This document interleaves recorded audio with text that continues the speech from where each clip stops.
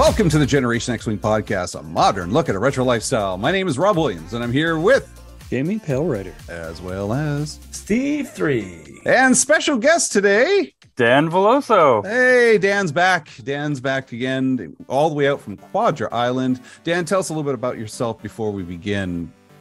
Well, I live, as you said, I live on Quadra Island. I guess I'm the GML of the Outer Rim Garrison. What is the GML for those who don't know? It's the Garrison Liaison, or Garrison Member Liaison. So if you have a costume and if you're interested in it, you send it to me and I pretty much help you get approved. So we've met our contestants today, and for those who don't know, if it's the first time you've watched the show, every once in a while we do GXW versus this trivia contest. I test everybody's knowledge of just random 80s, 90s pop culture trivia, and Steve loves every minute of this thing. So Steve is currently the champion, if I remember. Actually, I've never seen a trophy. Well, it's sitting in. I've never been able to get my grubby little mitts on this thing that took me years to earn. Jamie's got it currently, right? Jamie, you want to show off the Kneel Before Zod trophy that's sitting right there? Oh, look at that. That is the GXW versus trophy. Now turn that around. I want to make sure they're not assless chaps. There you go. Perfect. Thank you so much for joining us today. And we're going to talk about GXW versus summer blockbusters. All these questions that we're going to be discussing are related to summer movies, and they don't have to be blockbusters, but they were released during the summertime. There are going to be 4 rounds, and round 1 is called It's in the Numbers. This is a simple multiple choice question. The theme is about the total gross these summer movie blockbusters made. It's going to be multiple choice. Just to understand what total gross means, refers to all earnings of a film from all revenue sources, including box office. This may include merchandising, licensing. So it's not just the box office, it's other things that are attached with it. Okay. So, all these numbers are coming from Box Office Mojo, powered by IMDb. So it seems pretty official to me. Are you guys ready? I guess. I'm going to let you guys, it's multiple choice. Each person pick a letter. And I'm going to trust your honesty here. You're not going to change your answer after you hear the answer. So each is 1 point. And Jamie, are you keeping score, sir? All right. Look how excited Jamie is. Like, Jamie's thrilled. Let's zoom in on Jamie here and see how excited he is. It's a shame he moved his assless chaps background from Spice World to this. I think one of the Jedi might be wearing them. I think it's Yaddle, actually. If anybody's going to do it, it's probably Samuel Jackson. No, you know who would have the assless chaps? Yadi Mundi. Yarl Poof, you think so? No, the guy with the long neck, whatever his name is. That's Yarl Poof. I think it's Anakin after his night with Padme. He still kept them on. He had to run to the council meeting. All right, question number 1. Which of these 1985 movies had the highest total gross? Okay, so the highest 1985. Was it A, Beverly Hills Cop, B, Back to the Future, C, Rambo, First Blood, Part 2, or D, Cocoon? So we got A, Beverly Hills Cop, B, Back to the Future, C, Rambo, First Blood, Part 2, and D, Cocoon. Pick a letter. A. You say A? What do you say, Jamie? Do we have to pick different ones? Can we pick the same No, one? you can pick the same one. Okay. Sorry, I don't remember which one Back to the Future was. Was that A? That's B. That's B? Yeah. B. All right, so Dan takes A, you take B, Steve takes. I was going to do B as well. All right. I thought Beverly Hills Cop came out later than 85, but anyway. No, it was 1985. Okay. So it was Beverly Hills Cop. A, so Dan gets the point. Very good. Zod will be mine. Yeah, I was a little surprised on this one, actually. I thought Back to the Future was higher as well, but I think it was higher in gross, but not total gross, which still surprised me because there was a lot of merchandising going behind Back to the Future. Eddie Murphy was really popular back then, though. Mm-hmm. It was. It was coming off Delirious and Raw or whatever it was. He had that awesome leather jacket. We did a review on it. We did an episode review right there. It was actually about 2 months ago, I believe, 2 or 3 months ago.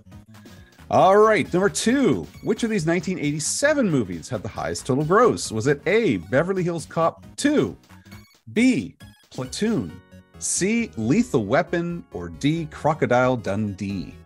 So we have Beverly Hills Cop, Platoon, Lethal Weapon, or Crocodile Dundee. I'll go Jamie first this time. I'm gonna go with the oddball and say Crocodile Dundee. Okay, D, I think. Steve. Lethal Weapon. All right, and Dan. Crocodile Dundee. It was Crocodile Dundee. Very good. Another point for Dan and a point for Jamie. Nicely done, Steve. 2 questions in, got to do some catch up, sir. Is what it is. It is what it is. This is where it's come back already. It's only round 1. Number 3, which of these 1988 movies had the highest total gross? A, Good Morning Vietnam. B, Who Framed Roger Rabbit? C, Die Hard. Or D, 3 Men and a Baby. So, Good Morning Vietnam, Who Framed Roger Rabbit, Die Hard, or 3 Men and a Baby. And again, summer blockbusters. Summer blockbusters. Steve, your turn. Oh man, for me it's a toss up between A and B. I'm gonna go with A because of Robin Williams. All right, Dan. I'm gonna go with Roger Rabbit. Okay, and Jamie. Die Hard. Die Hard. All 3 different answers, all 3 wrong. It was actually 3 Men and No. You Really? believe that? Really? Wow. Yes. That's why I chose this question. I was looking at all of them, and this one's going to throw them off. Yep. Wow. And I also chose it because it said Die Hard was a summer movie. Just throwing it out there. 3 Men and a Baby nice. was a horrible movie. Sometimes you just need some Christmas love in summer. Yeah, man. Quick question before we go into the next one. Did you guys ever hear the urban myth about 3 Men and a Baby and the ghost inside the movie? Yep. You ever hearing about that? Steve, do you remember hearing about that? Is there someone in the background or something? Yeah, there's Yeah. this rumor about the ghost It's a boy kid in the and room. Yeah. kids, right? Yeah. Yeah. And it when you see it now on high def TV, you can totally see it's a standee. It's just a little standee in Ted Danson's room because he was an actor and had a whole bunch of just movie stuff in his room. Yeah, but everybody thought it was the story of a dead boy who was killed in the apartment before filming. I remember talking about that as a kid.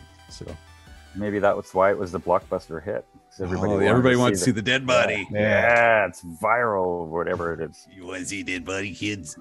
Number 4, which of these 1987 movies? I'm already questioning this. I think I went to say 1997 movies. I apologize. Yeah, I believe it's 1997. Had the highest total gross. A, Batman Forever. B, Apollo 13. C, Waterworld. And D, Pocahontas.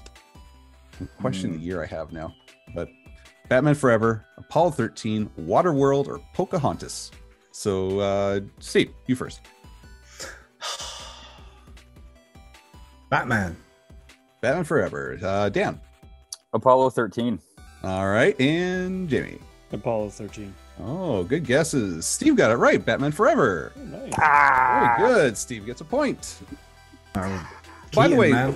these 4 movies, I always put the 4 together. They're usually the top 4 or 5 movies. So they're not, I'm not just picking random. They're all up there on the top 4 or 5. So yeah, if it's not the first, it's either second, third, or fourth, and maybe even a 5th. Die Hard was actually a little lower, but I just threw it in there because of the summer reference.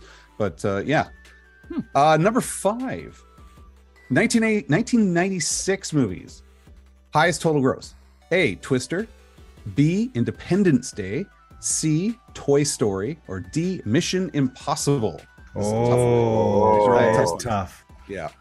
That So is Twister, Independence Day, Toy Story, Mission Impossible. So I'll start with Dan. They're all great movies.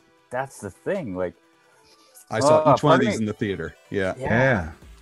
I'm gonna say Toy Story, but I really want to say Independence Day. But I'm Okay. gonna go with Toy Story. Toy Story. Jamie. Toy Story. All right. And Steve. Yeah, I think it's got to be Toy Story, but I want it to be Independence Day. Well, you should have went with your gut. It was Independence Day. Shit. Yeah, they open at midnight. I remember. I just figured all the kids in Toy Story, not so much all the kids in Independence Day. Yeah, that is a good guess because typically a Disney movie will pack them in. But Independence Day was just like something we haven't seen, right? So it was a marketing giant. Yeah. I remember like people show up at midnight on July the 4th because celebrate Independence Day with Independence Day. So it was a big deal. Welcome to Earth. Exactly. It was a good bad movie, I think. Bill Paxton's speech at the end and that one guy, I can't get it out of my head. Every time I close my eyes and think of the movie, it's the guy with the flight helmet. Just like, I'm like, oh my god, like that's just so American. Like, Independence Day, man. Well, that but one scene where all the other countries, like the Brits, are hanging around. I wish the Americans would tell us what to do. No, but don't forget bloody and a cup of tea in your hand. The Americans have a plan. Well, it's bloody about time. About bloody time. Yeah, that's it. That's the line. Pass the tea. And the president's getting in the plane right now to fight in the war. Oh my god! Wow. But it was pretty good at the same time. Yeah. Those aliens look pretty cool though. They did. Yeah. All right. Oh yeah, Brent Spiner was in there. Anyway, we digress. Yes. That was fun though. More fun than trivia. Thank you, sir. I felt that in the jollies right now. Number 6, which of these 1999 movies highest total gross? A. Saving Private Ryan. B. Austin Powers, The Spy Who Shagged Me. C. Phantom Menace. Or D. The Matrix. Ooh. Saving Private Ryan, Austin Powers, Spy Who Shagged Me. I think that's the first one. Phantom Menace and The Matrix. Spy Who Shagged Me was the second one. Second one, sorry. Thank you. So I'll start with Jamie. Phantom Menace. All right, Steve. Ryan's Privates. Those are different theaters, sir. And Dan. Phantom Menace. Yeah. It was Phantom Menace. Like double than everything else. I just wanted to They duped us, I tell you. Well, you were, again, going to the wrong theater, sir. Hey, but Saving Private Ryan was probably the better movie. He was watching the one with the assless chaps. Oh, we weren't guessing the better movie? I still agree. I still think it's Phantom Menace, sir. Really? Yep. I would watch that movie for the other three anytime. Really? Oh, The Matrix and Saving Private Ryan? Yep. Wow. Saving Private Ryan's last on my list. I'm not a war movie guy. Oh, it's such a great movie, though. That's what. Yeah, I saw it once. And I didn't take you for a history eradicator. Oh, wow. Yeah, that was personal. That one. Good. Thank you. Which of these 1984 movies had the highest total gross? Okay, this is gonna be a tough one. A. Indiana Jones and Temple of Doom. Oh. B. Ghostbusters. E. C. Gremlins. Or Come D. on. Terms of Endearment. You're laughing at this one, sir. All right, so I'll let you go first then, Jamie. What do you think? See, that just, you including Terms of Endearment just feels like a trap. Yeah. But he's already pulled a trap. Right? No, it's a trap. Yeah. It's a double trap. Yeah, it's a double trap. It's like he. exactly. I got them with the odd one. Yeah. Yeah. That's when you're not looking. With Terms of Endearment. Yeah, I'll bite Terms of Endearment. Fuck it. All right. Steve. I'm going to have to say Ghostbusters because it was awesome. Okay. I wish it was Ghostbusters. Dan? Okay, what was it? It's not Ghostbusters. And what Temple was of the other Doom, ones? Ghostbusters, Gremlins, Terms of Endearment. I'm going to say Temple of Doom. All right. It was Ghostbusters. Oh, yeah. nice. Although, in your defense, Jamie, Terms of Endearment was probably one of the top 4. Yeah, this was a big movie back then, but it was Ghostbusters. I'm telling Ghostbusters, Jamie. I know. I feel like I'm telling betrayed them. Yeah, I deserve it. I'm a little disappointed in you. I deserve that, Steve. Yeah, try harder, Jamie. Steve, you're a good friend. Yes, try harder. We can't be friends anymore. Was that the one with Sissy Spacek or something like that? What, Ghostbusters? No, not Ghostbusters. Well, The maybe. Ghost of Sissy Spacek. You need to get off the island, dude. Yes, please. Last question, round one. Here we go. 1980. Now, in 1980, Empire Strikes Back was the highest total grossing movie. Empire Strikes Back. But As it should what be. was second? My question is, what was second that year? Okay. Because Empire like doubled everything at the time too. So A, Smoking the Bandit 2. B, The Blues Brothers. C, The Shining, or The Shining, for those not in Scotland. And D, Kramer versus Kramer. I believe that was like, I want to say that is Dustin Hoffman. So I think, I'm not even sure. So Smoking the Bandit 2, Blues Brothers, The Shining, and Kramer versus Kramer. Those are 4 very different movies. Yeah. Well, Smokey and Blues are closer together. But so Dan, I'll start with you. I'm going to go with The Shining. All right. Steve. I think I might have to do Kramer because The Shining was a horror, right? So Yes. terrifying horror. So I'm going to have to go with Kramer versus the drama. Okay. Ooh. Jamie. Yeah, I want to say Blues Brothers, but I think it's Kramer versus Kramer. All right. The answer is Kramer versus Kramer. Definitely. Yeah. This was, I remember, a very big movie as well. Yeah. Really? Yeah. It was, they loved their It was dramas all, back then, so- everyone talks about Kramer versus Kramer a lot. Yeah. I remember it being the joke in Mad magazines and stuff. So if Mad Magazine's talking about it, you know it's serious. I remember every time someone started having an argument when we were younger, someone would always go, "Ooh, Kramer versus," and that was it. And then Seinfeld came along and just changed it all, changed the zeitgeist on Kramer. So did you give yourself and Steve a point there, sir? Yep. So round one's over. What's our score? Do I get my handicap as the current winner or not? Round one is here. over. What's our score? You're handicapping the show, sir. Wow. Wow, that's ageist, and I take offense. Okay.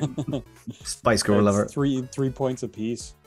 Three-way tie. Yeah, 3-way. All right. I like this already. It's a great way to get out the gate. So fantastic. That's round one done. We're going to go to round two, but right after these messages. So stay tuned. After these messages, we'll be right back. After these messages, we'll be right back. Oh, easy open Capri Sun. Now that's cool.